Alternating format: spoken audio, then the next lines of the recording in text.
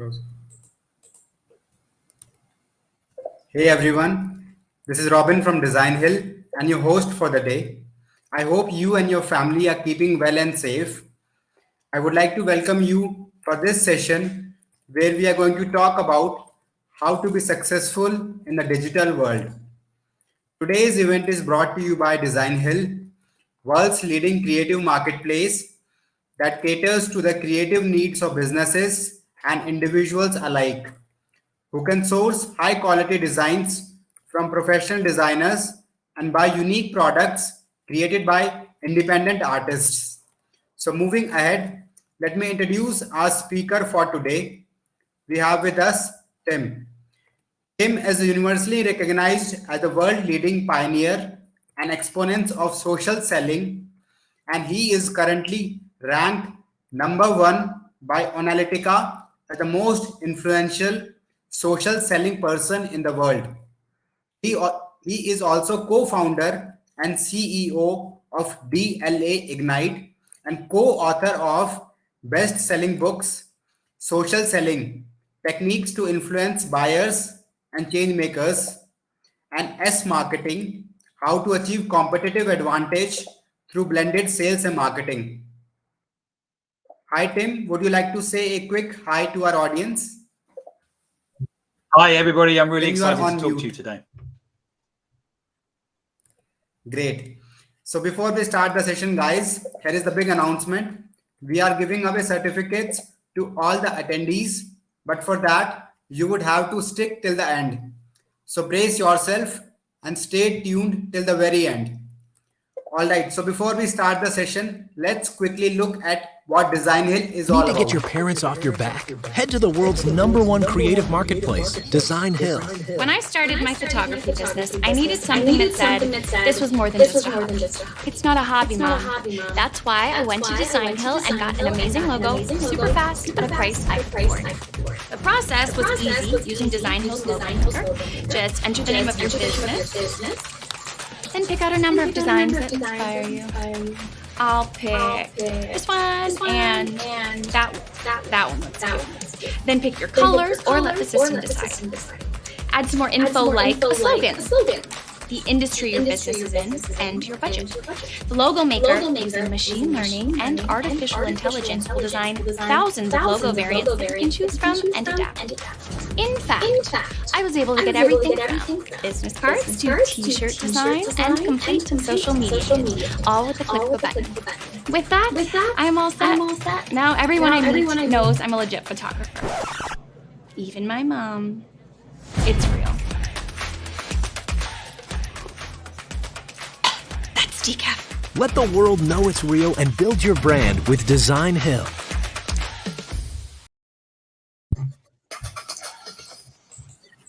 All right. So that was all about Designhill. And now we are all set to start the session. We will take up questions during the session, guys. So if you have anything to ask to Tim, please drop your questions in the questions section on your screen. Now, Tim, over to you. You can start. Thanks very much. Welcome, everybody, and really appreciate you tuning in and listening today. As you said, I'm happy to take questions. We've got a question session at the end, so what we'll do is that we'll certainly walk through some of those questions. But please keep typing them in as we go along. If there's anything you don't understand, please shout out, and we can pick that up at the end. So just a little bit about me. I'm Tim Hughes, and what I want to do today is I want to show you a window into a world of digital. We're seeing massive changes taking place in the world of social media and digital, and one of the things that we need to do is keep up, and keep up and understanding that the world has changed. The world has changed with society. We know that whenever we want to buy anything, we just pick up our mobile phone and we start searching. And we also know that the world of business has changed. So what I want to do is talk about, I'm going and just introduce myself. I'm Tim Hughes. I'm the CEO and co-founder of DLA Ignite. I've written actually 3 books. 2016, I wrote a book called Social Selling. So I literally have written the book on social selling. And in 2018, my book on marketing came out.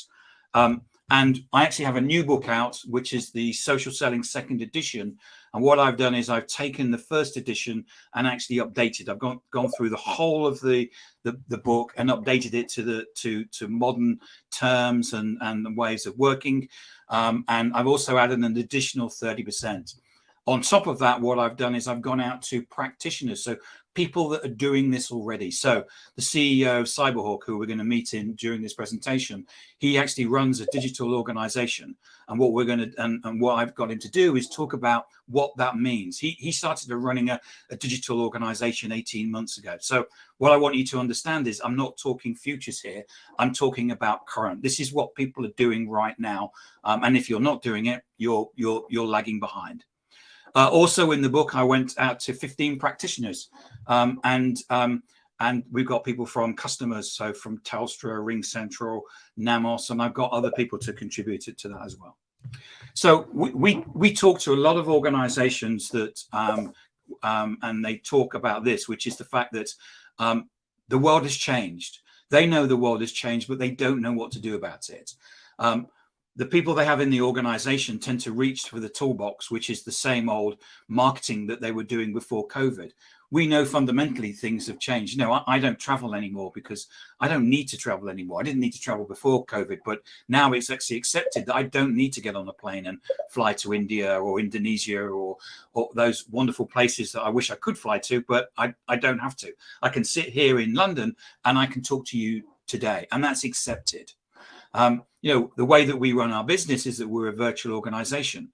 I can have meetings with India and the UK and the US, all different time zones, but I can do it from sitting from here. And what we've seen is that the levers that people could have pulled in the past are just not working anymore. So what can we do? Well, one of the things that we provide here at DLA Ignite is an ability to do social selling. Now, some people call it digital selling, some people call it virtual selling, some people call it remote selling, some people call it modern selling. But for us, it's the same thing. It's the social selling. So what is that? Well, it's about using your presence and behavior on social media to build influence, make connections, grow relationships and trust, which lead to conversation and commercial interaction. Now, the mistake that people make is that they think that social selling is the selling that we've done in the past. So the selling that we've done in the past is interruption. So what we do is you make a cold call, you interrupt somebody and you pitch. You send someone an email, you interrupt them and you pitch. You place an advert, which is an interruption in someone's day, and you make a pitch. That isn't social selling. Going to social and doing that, you won't get very far. What social media is different. Why? Because it's not spam media or interruption media, it's social media, and it requires you to be social. So if, for example, there was after say this was an event where we were face to face, and after the event there was some drinks, for example, and you walked up to me, we would have a conversation. And the conversation would be, wow, Tim, you've flown all the way from London. That's amazing. How was the flight? And we'd have a conversation. And social is about conversations. And what I sell, and probably what you sell, especially in the business to business, the B2B space, requires us to have conversations. And conversations create sales. Pitching to people and spamming people don't create conversations. It doesn't create sales. And what I'm going to do today is I'm going to walk you through the things that you need to be doing to work in this digital environment. Now, one of the things that I do is I use the term digital and I use the term social, and they are and I use them. And what you'll find is that being social means that you're digital. In effect, social media is your conduit to you being digital.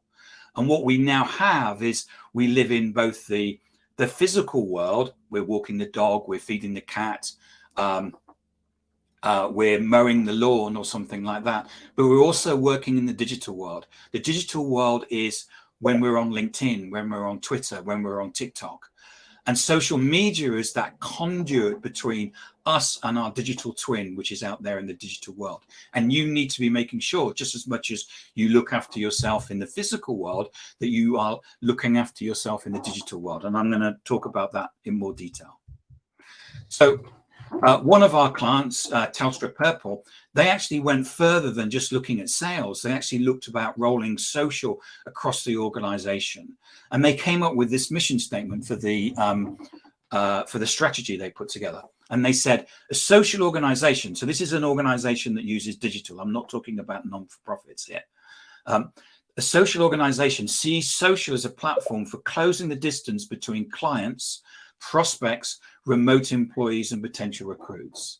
And what you'll find is that if you start moving this empowerment of digital from the sales team into HR, into finance, into procurement, what you're going to be doing is that you're going to be stripping out cost from your business, and you're going to be making yourself more efficient.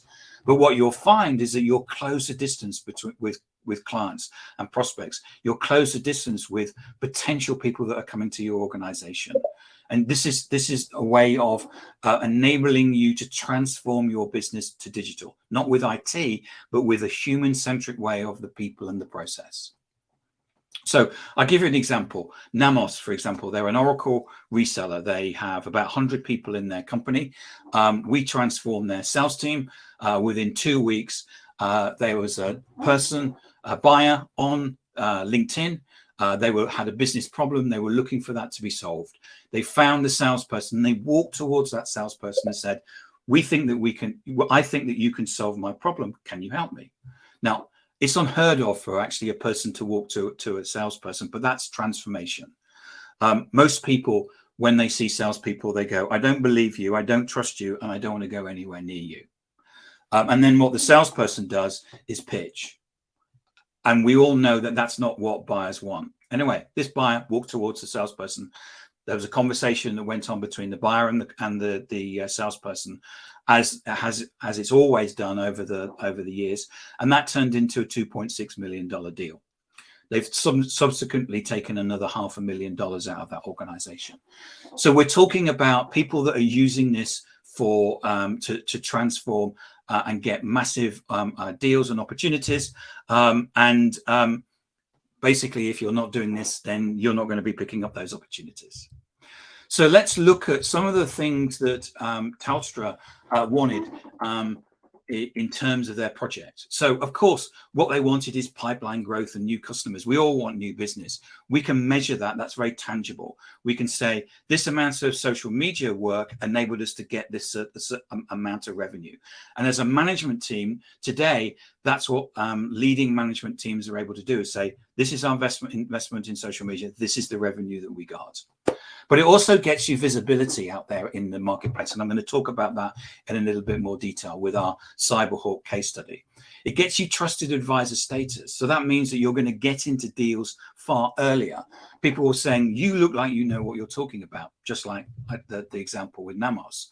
And can you come in and help us? We need a cloud strategy. We need our business cards redesigned. We need a new logo. Whatever it is, it's about making sure that you're visible out there and that people start knowing you and liking you and trusting you.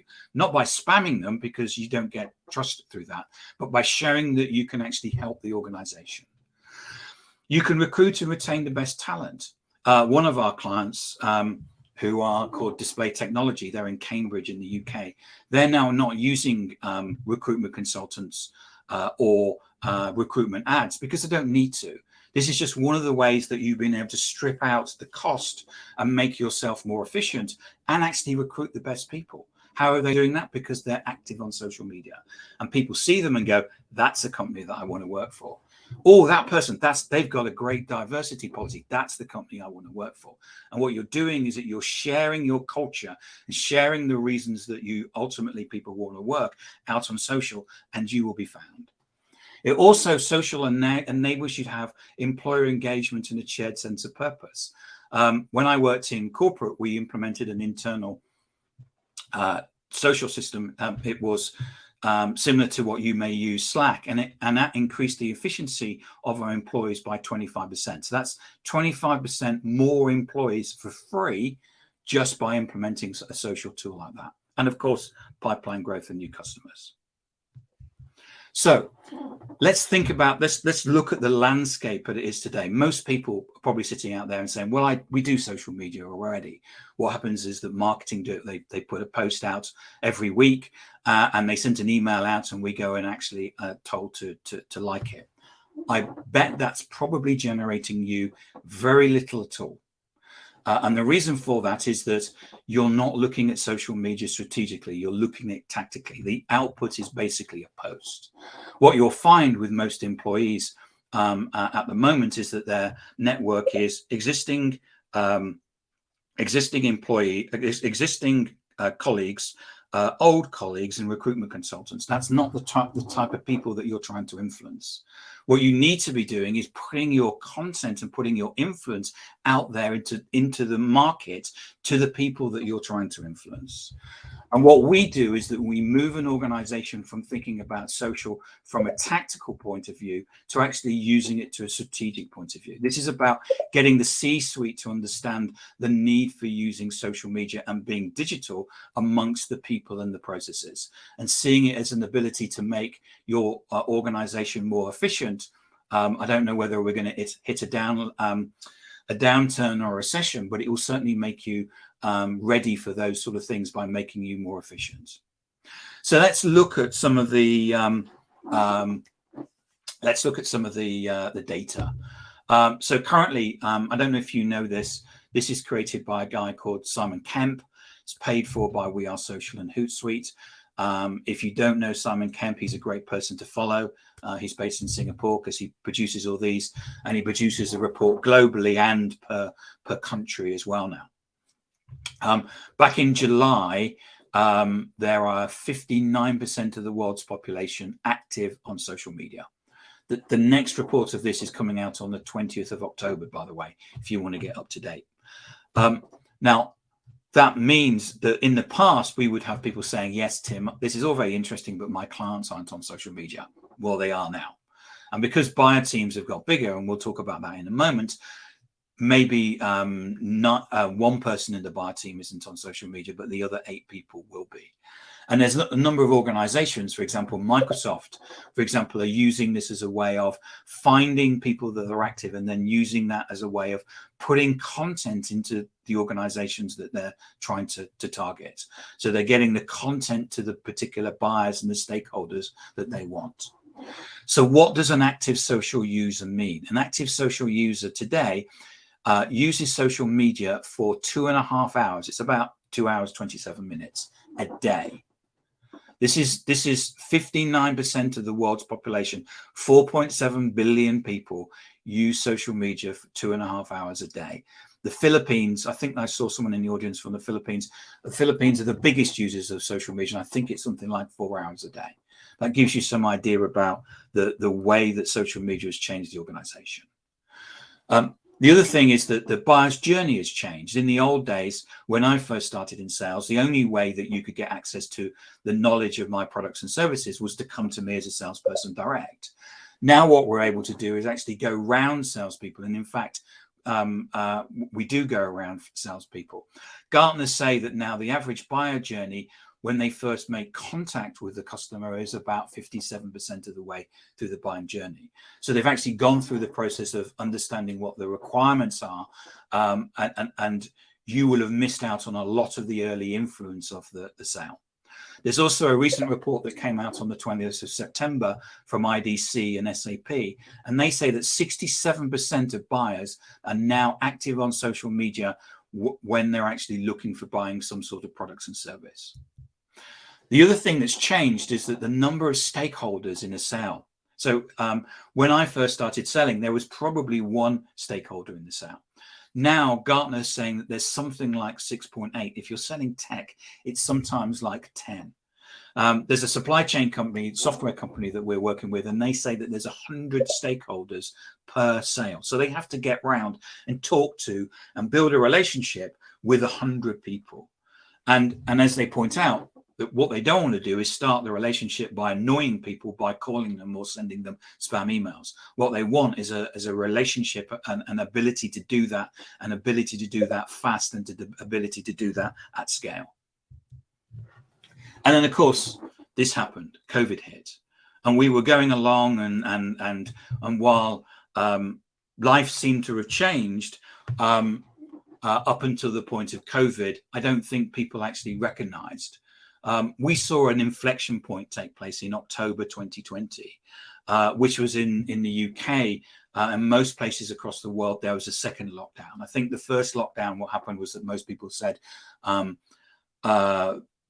it's going to move on and things and nothing will change. And then what happened was that we saw the second lockdown, and I think it was when we saw those terrible images coming back of India about how you were hit with COVID. And I know we did a whole load of stuff by sending stuff out to help you guys.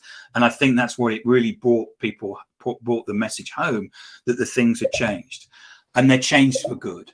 And the old ways of doing things, and the old ways of the levers that you could move to generate certain leads and stuff are just not going to work anymore. People aren't going to go to events. People are now sitting at home. They're not sitting in their office. The ability to cold call them has got less and less and less. Most research shows that cold calling now has a 98 or a 99% failure rate. HubSpot, who even make email marketing systems, show that email marketing has a 97% failure rate.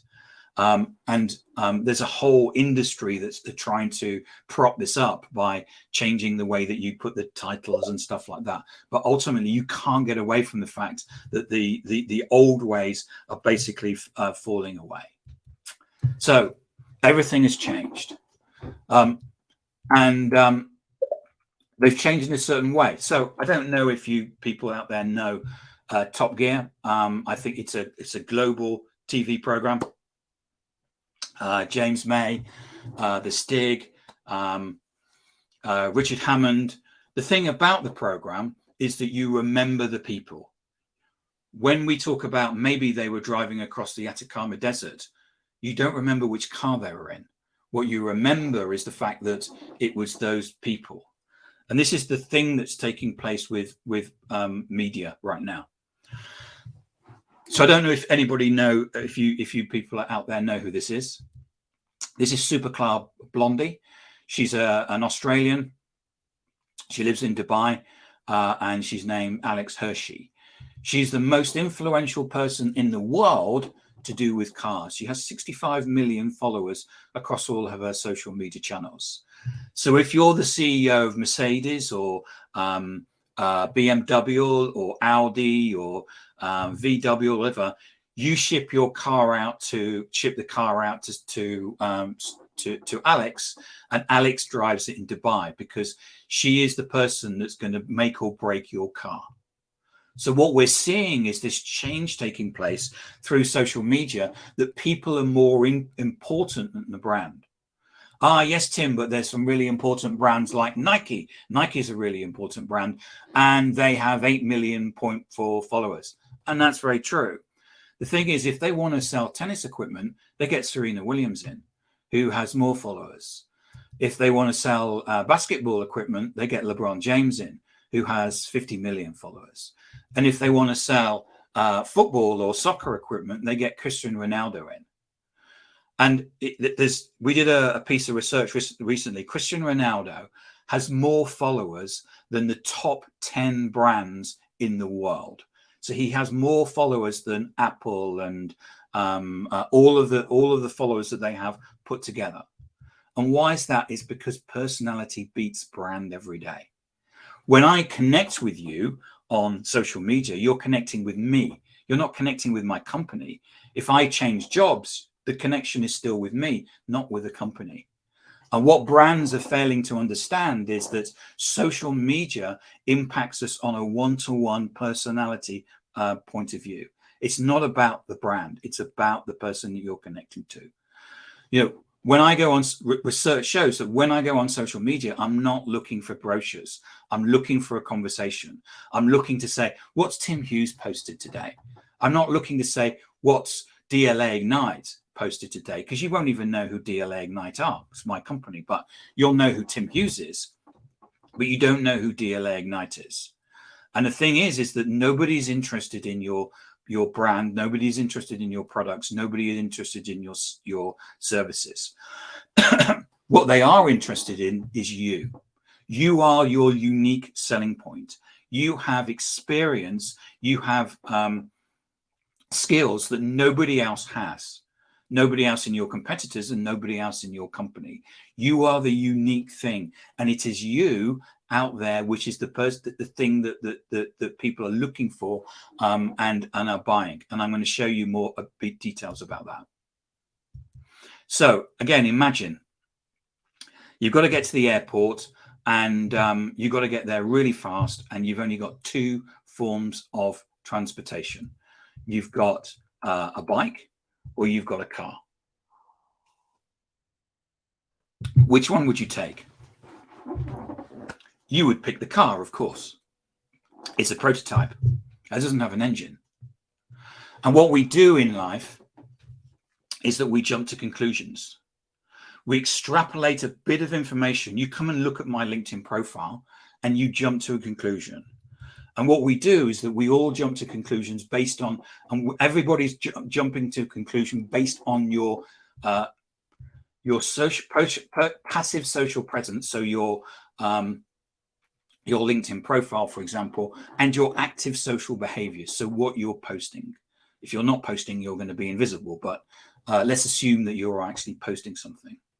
So there are, let's take LinkedIn, for example. There are 850 million people on LinkedIn.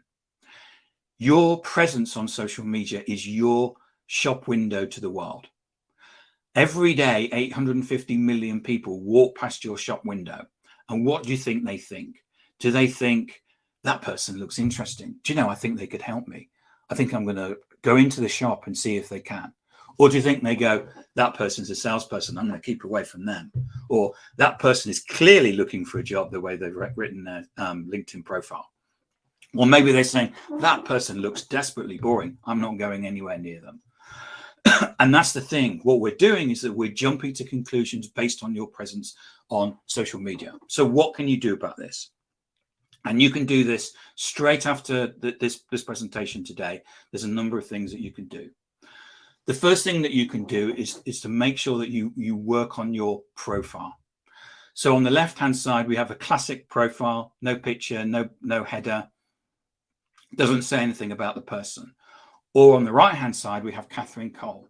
Catherine has written a story about her career, from her first job all the way up to what she's doing now. It doesn't say what her objectives or how brilliant the company is that she works for. It tells a story. It uses storytelling techniques to say, for example, my first job was at a pub. I did washing up. And it works. And come and look at my LinkedIn profile. You'll see what I've written. This is a keyword for her. This is a keyword optimized piece of content. So think about it. When LinkedIn, when somebody goes to Google to search for your product and service, what you want is as much keyword optimized content out there. So when someone puts in, I'm looking for business cards, what happens is that someone from Designhill or whatever company that you work for pops up as the answer to that question. Now, on the basis that people will look at a brand and say, yeah, that's kind of interesting. What we're looking for is people. They're looking for relationships. They're looking for people that they can trust. What we have here, as I say, is keyword optimized. And so what Catherine has is the more ability that she will have someone that when they search on Google, that person, that Catherine's profile will come up. Now, let's not forget that Google loves LinkedIn because it's full of content. And if you search for yourself out there on Google, the first thing it probably brings up, unless you have your own website, is your LinkedIn profile. So how can you get somebody to go from looking and seeing your name on Google and going to your LinkedIn profile? Well, the most visible thing about you on the internet is your summary title on LinkedIn. Your job is to get someone to go, that's interesting, and go and actually go through to your LinkedIn profile. If you have professional edition and above on LinkedIn, LinkedIn shows you who's been to your LinkedIn profile. So anybody who's Googled you, who's gone through to your LinkedIn profile, you will know, you will then be able to have a conversation with them. So let's think about summary titles. Most people will have a summary title of their job title. So there's 7.1 million CEOs on LinkedIn and 6.6 million sales managers on LinkedIn. The thing is the first thing that I was told to do when I went into sales was to differentiate yourself, be different. None of these are different. Even there's 113,000 thought leaders. What you need in your summary title is to be something that's different. For someone to go, that's interesting. They don't even need to know what it is, but they actually come to your profile and they start reading it. Come to my LinkedIn profile. It's if you search me on LinkedIn, it's Timothy Hughes, and you'll see my summary title, and you will see it's a title that you probably will have never seen before. It is unique, and I get loads of conversations off the back of that. And we know that what conversations do, they create sales. So there's a psychological condition called Gestalt thinking. Just backing this up. What Gestalt thinking does is that your brain forms patterns. So here what we see is a blue circle, but we also see a square of the blue circles.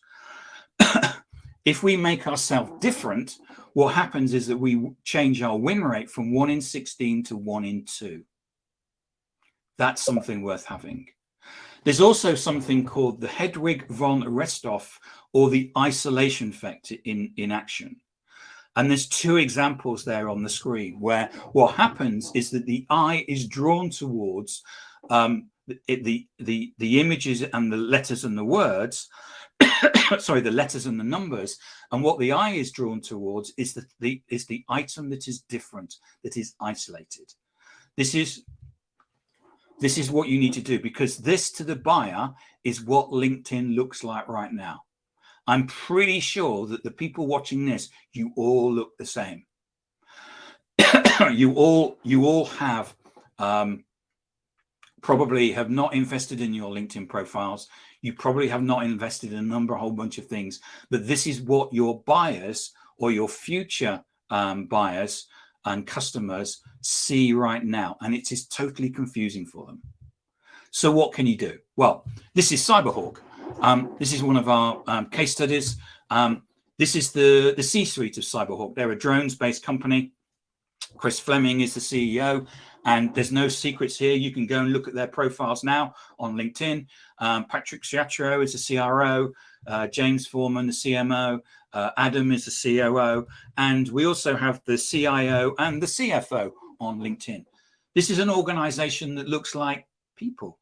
This is an organization that looks like one that you could walk towards and have a conversation. Now, you may not like Chris, which is fine, but you may like Patrick, which is fine, because at the end of the day, if you like Patrick, you'll do a deal with Cyberhawk. It doesn't matter if you don't like Chris. All Cyberhawk want you to do is to basically do a deal with them. And what they've been able to do as a business is that they've been able to get into accounts that they never would have believed that they can get into. They work especially in oil and gas, and there's a number of very big accounts in oil and gas which are pretty well restricted, and they've been able to get in there and do business. They've been told that when they IPO, they're going to IPO for a higher amount of money and quicker than what they would have done if they hadn't been social and digital. Chris Fleming has written a little piece in my book about what it means to be a digital organization. It means about having conversations, talking to people at different levels. The CIO, for example, contacts other CIOs.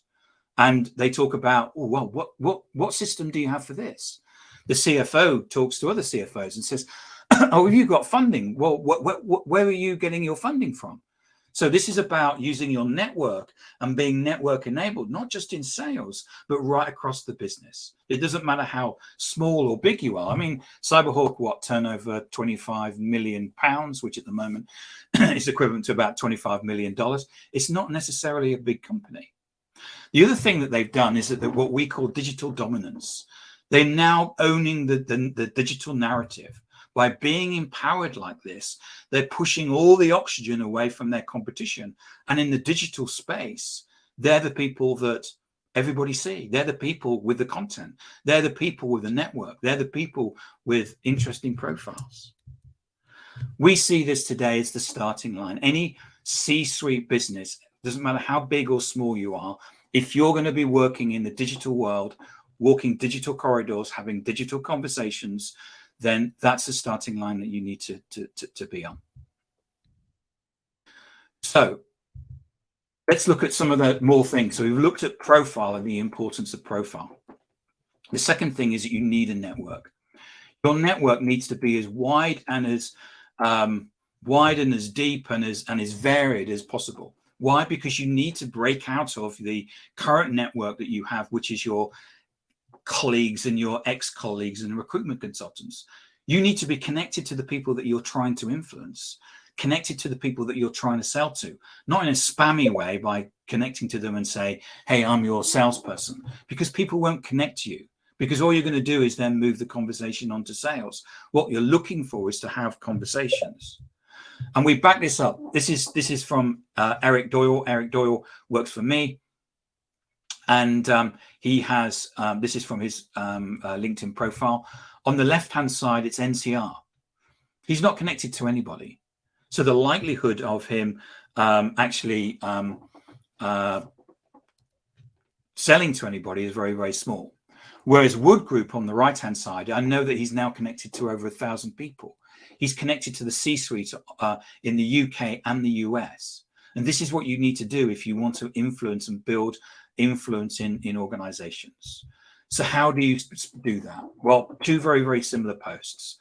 Sydney on the left and Leanne on the right. But what you find is that Sydney has very little engagement, whereas Leanne has lots. But that's because she's got over 9,000 followers. And I'm going to explain to you why engagement is really important. There's a lot of people that say likes and comments aren't useful at all. And I'm going to explain to you why they are. The other way about you spread your influences, all of these posts here are not from people that I'm connected to. The way that LinkedIn works is that it actually shows you content from your contacts. So what you're able to do as a salesperson is to move away from this traditional marketing process, which is based on waste, which is where you throw as much stuff at the wall and hope it will stick, to actually walking towards being a micro-influencer. This is where you use your influence and your network and your network's network to share that influence through the accounts that you actually want to work in. So the importance of content, this is the third thing. We did some research, and content below the red line, people basically don't look at and don't listen to. You know, if someone shows you an ad, it's all very interesting, but people don't listen to it. They go and do something else. Whereas if you've got above the line, then people are actually will engage with that. And I'm going to show you how, by using humanized content, you can generate leads and meetings. So this is a classic example. This is Eric again. He shared this when he was the managing director of Pipe Tech. No one's interested in it. No one's liked or commented on it. In fact, I know the people that liked to comment was the marketing person who wrote it and the sales director of the company. Whereas when Eric has actually built an audience and has grown his network, when he asks a question, people get in, and because they like Eric, what they do is that they start commenting and liking his posts. And this is an example here where he's put out a humanized content, which is He's got 165 likes, 37 comments, and 18,000 views, which is really nice. And you would have seen stuff like this on social media, on LinkedIn. The thing is that most people post this stuff and then walk away. They actually don't understand that there's a commercial element to this. So behind this, we have a methodology that we use. And that methodology turns that those likes and comments into 124 leads, 6 C-level meetings, 2 proposals, and 1 purchase order. And 20,000 people saw his profile on LinkedIn. Now, that took him 10 minutes to do. Now, there's not one single demand gen thing that you can do out there, cold calling or email marketing or advertising or whatever, that can get you 6 C-level meetings from 10 minutes work. Now, I'm not saying that if you just go straight away now and start posting stuff about you on the beach, you're going to get 6 C-level meetings. But what you will do if you follow a methodology is this is the sort of thing that you can start getting. Now, what I would also say is I'm not saying that you need to put pictures of you on the beach out every single day. If people do that, people will jump to the conclusion that you live on the beach. What you need to do is have different content. So if you come to my LinkedIn profile, what you'll see is that there's different content on different days being put out. But humanized content is the best way to generate leads in the world today. So let's walk through this quickly. This is Anaplan. This is Sophie. She's got 1,600 followers. When she posts stuff about the company, she gets very little engagement. She only got 48 views here. More about the company, she got 399 views here. More about posts more about the company, she gets 10 views. But when she posts something about her where she lives, she gets 29,403 views. Now, she's got a network of 1,600 people. So by getting 29,000 views, she's punching outside of her network. She's influencing people outside. So she's selling not to her network, but she's selling through her network. And this gives you some examples of other things that she shared. Now, again, if you share pictures of Danish pastries every day, everyone will assume that all you do is eat Danish pastries. It's about having a content mix and using that as a different way to get people to engage. And this is from her LinkedIn profile, and it shows you the profile views that she got when she started working with us, which was in September of last year. But this is what a modern business looks like. This is Anaplan. This is a company that you can walk towards. It's not full of brochures and people spamming you and people saying how great they are. It's about having empathy and emotional intelligence and seeing people as they are, about their first day at school, their last day at school, their dog or their vegetables, or working, doing the decorating of the flat that they've actually been able to buy. This is real stuff. These are people that you want to work with. This is people that you want to walk towards. And this is Cyberhawk again. This is some of the content that they've put out. There's a post there of a ship there where Phil Buckham put that out between Christmas and New Year, thinking that nobody was on LinkedIn. It's had over 1 million views. Give you some idea of the content that people are putting out. Just very quick, what we do is that we can offer a social selling program. The blue piece at the bottom, what we do is that we walk people through, give you all the skills. You work out your personal brand, how you can look good on social media, how to grow your network, how to be found, how to build influence, how to go out and have conversations out on digital, and how to create content. And we do that over 12 weeks, measure beforehand and measure it afterwards. And it's the only social selling program in the world that's backed by the Institute of Sales Professionals, which gives you a qualification. So you can actually have a qualification in social selling at the end of it. So if you're interested in more of that, then come to me. Some typical outcomes. This is what we did with Telstra. We actually had one team that did social selling, one team that did cold calling. And what we were able to do was that with rank and file people with social selling, they got an 11% conversion rate.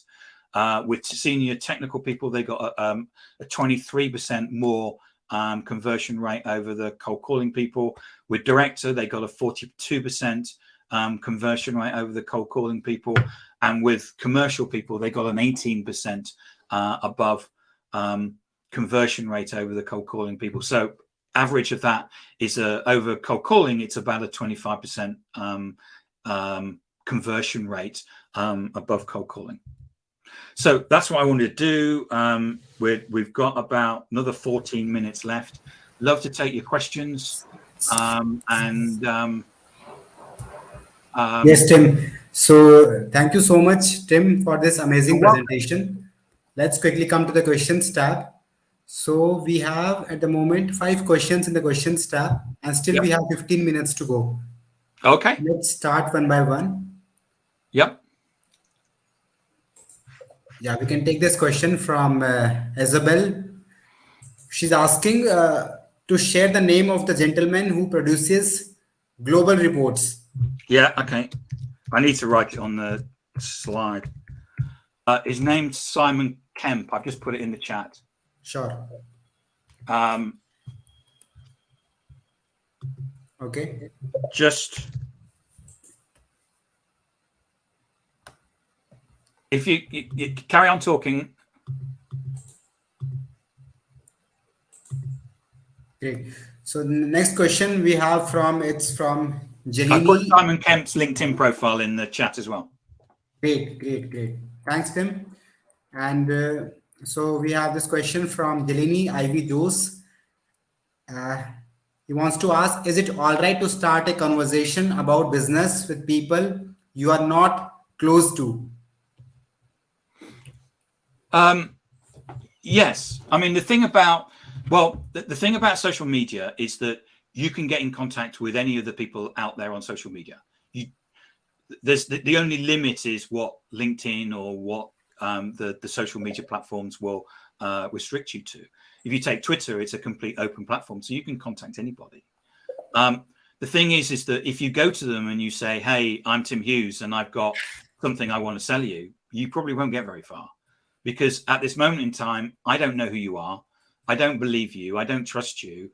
I don't believe what you know. For example, I get lots of people coming to me on LinkedIn, and they'll say, "Hey, hi Tim, we can offer accountancy services for small businesses." Now they've worked out that I'm a small business. We've got about 15 people, but I have an accountant already. Now they may have the best accountancy services in the world, but I don't know that. So I just go, ignore. I get lots of people coming to me saying, "Hey, I can make entrepreneurs fit and get them to and get them eating the right food." Well, that's brilliant. But as far as I'm concerned, I am fit and I do eat the right food. So I go, ignore on that as well. So you want to understand that if you turn up to people and start pitching, everybody's doing it. It doesn't make you stand out. It doesn't make you different. And therefore what happens is that the best thing to do is to lead with yourself. And by leading with yourself is, "Hey Tim, I see that you've done cycling for charity. I've done that as well. Oh, that's interesting. Where'd you do that?" "Well, I did it." And finding something, what we all do in life is that we try and find something in common. And what we need to do is have that conversation. So Wonderful, Tim. So let's take the next question. Is from Purity. He wants to ask, would you recommend social marketing or selling as the only best business strategy to an organization operating in developing country with poor internet infrastructure and awareness? it's a really good question. I would have said that whatever platform you use, whether it was cold calling or whatever, it's going to have an impact, or you're going to struggle because of the fact that you're developing country with poor internet. There are going to be certain people that are going to be able to buy from you. The thing is that what I would say is that what's happened, this revolution that's taken place is taken place worldwide, and even though I've worked in Africa and I've worked in the Middle East, and what I've seen is that most people are very, very similar, regardless of where they are, and it's the infrastructure that is at fault, or the infrastructure which is the challenge, rather than the people. But the mindset of the people has changed. We don't want people coming to us and annoying us. We don't want people coming to us and trying to pitch to us. People just don't want that anymore, regardless of where we are and regardless of what the infrastructure is. Thanks, Tim, for answering that. And I hope, Purity, this answers your question. So now we have a question from Raul. He wants to ask, how would you mix the content if you are responsible for and manage 3 different businesses? It's difficult, because what somebody wants is to come to your LinkedIn profile and see what you stand for. You probably need to lead with the fact that you manage 3 different businesses. But what people want, when I say they want different content, so they want written content, they want video content, they want, because certain people will read stuff and some people won't. So you need to mix that up. We also see a lot of organizations now doing live streams like this. This is a great example of creating content and using live stream, where people will get and consume content in this way. So you need to be careful, and you need to be making sure that the people that come to your profile understand that there is that mix of different businesses going on. And you probably need to explain that somehow in your summary there on LinkedIn. But otherwise, making sure that you're mixing it up and doing things on different days is the important thing. Great, Tim. Now the next question we have is from Snehata. She wants to ask how to forge connection with others, showing willingness to learn and develop mutual understanding and build rapport. Well, the best thing to do, I think that most people now that are active on social media understand how social media works, which is that I can understand that for some places, we did some work in Singapore, and someone said to us, so you're going to go up to somebody who you don't know and connect to them? And we went, yes. And I think in some places that there's that feeling that you can't do that. Whereas actually we know how social media works, and we know that actually that's the way it works, is that you connect, and you connect with people who you want to connect to. And so one of the ways that you need to go about thinking about it is, yes, you can connect to people you don't know, but if you go up to them and pitch, just the same as if I come up to you and start pitching, you say, well, I'm not interested in that because I'm doing something else. So so it's what you need to do is, when you send a connection request to a person, is you need to think about what it is that you want from the relationship, and also just don't forget that this is about them, not about you. So the more that you can lean on your emotional intelligence and say, maybe I want to connect with you because I think I can learn something. That's a completely different proposition from, I want to connect to you because I want to sell you my stuff. And actually, that's the way that people start saying and start forging. How to forge a connection and show willingness to learn. Again, that's about saying, I want to learn from you, and that's how you can build and develop mutual understanding and build rapport. Because what you do is then you go into a conversation, and I think what happens a lot on social media is that people immediately freeze because they don't know what to say. Whereas if I was standing in front of you and you came up to me at a drinks event, you would have a conversation, which would be, you've flown all the way to India to give this presentation, Tim. That's amazing. Where do you live? Oh, London. Oh, wow. I went to London. I'd love to go to London, or something like that. And that's about making sure that you keep up and have those conversations. Great, Tim. And I hope, Snehata, this answers your question. So I think that's all we have from. Okay, I've got one final thing. Please go ahead, Tim. Yeah. Where is it?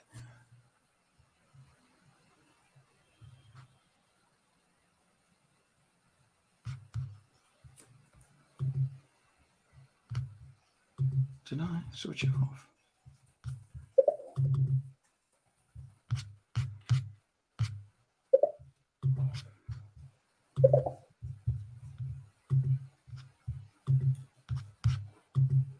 Right. One final thing. There's two explorers walking through the jungle, and they come across a clearing, and in the middle of the clearing is a tiger. The first explorer starts backing out, and he takes off his rucksack and puts it down and starts putting some running shoes on. And the second explorer says, "You can't outrun a tiger." And the first explorer says, "I don't have to. All I have to do is outrun you." This is a great metaphor for social media today, because I can tell you right now on social media, most people are rubbish. And what you're able to do is just by being that little bit better, that little bit faster than your competition, you'll ace this and you'll make a success of it. This is not about being Kim Kardashian. It's not about being Tim Hughes. It's about being you, but being that little bit better than your competition. And that, I'll leave you with that. Great. Thank you, Tim, for your last message. It Thanks, was everybody. wonderful. So, all right, guys, this brings us to the end of this wonderful workshop with Tim. And this was indeed a value-packed session. And although there is a lot more that we could have learned, unfortunately, we are limited by time here. And I hope you guys loved this session. And once again, I would like to thank you, Tim, for taking out time to be a part of this event. And this is not where it ends, guys. So we have a lot more events lined up for you in the coming days. So don't forget to subscribe to our events page. And to watch this session and other such wonderful sessions, subscribe to our official YouTube channel. And for all the designers and artists who are listening to this and wish to be a part of thriving design community, visit designhill.com. On that note, I would like to say bye to everyone who joined us here today.